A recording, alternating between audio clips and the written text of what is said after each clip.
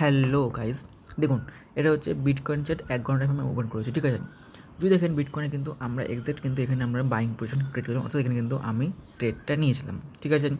আমার টার্গেট ছিল এই সুইং হাই, মার্কেট কিন্তু এই হাইটাকে অ্যাচিভ করেছে, অর্থাৎ আমাদের যে টার্গেটটা ছিল সেটা কিন্তু অ্যাচিভ করেছে। দেন মার্কেট কিন্তু সার্ভ একটা সেলিং এসেছে। এবার কথা হচ্ছে আমি যেখানে ট্রেডটা নিয়েছিলাম কেন নিয়েছিলাম, দেখুন খুব সিম্পল লজিক।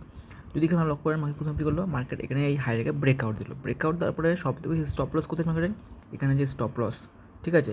তো মার্কেট করলো, মার্কেট এখানে আসলো, এখানকার স্টপ লসকে হিট করলো। আর যদি দেখেন নিচে কিন্তু একটা অর্ডার ব্লক পেন্ডিং ছিল, আমি এই অর্ডার ব্লকে এন্ট্রি নিয়েছিলাম, বিকজ মার্কেট কিন্তু ডাইরেকশন চেঞ্জ ছিল, ঠিক আছে। এই অর্ডারটা এন্ট্রি ছিল, আমার টাকা ছিল এই সুইংয়ে, মার্কেট কিন্তু টাকাটা হিট করলো, এখানকার স্টপ লসকে প্রথমে স্টপ লসকে হিট করলো রিটেলারদের, দেন আমার এন্ট্রি হলো এই অর্ডার ব্লকে, দেন আমার যে টার্গেট ছিল সেটা কিন্তু আমি অ্যাচিভ করেছে, তারপর একটা শার্প সেলিং এসছে।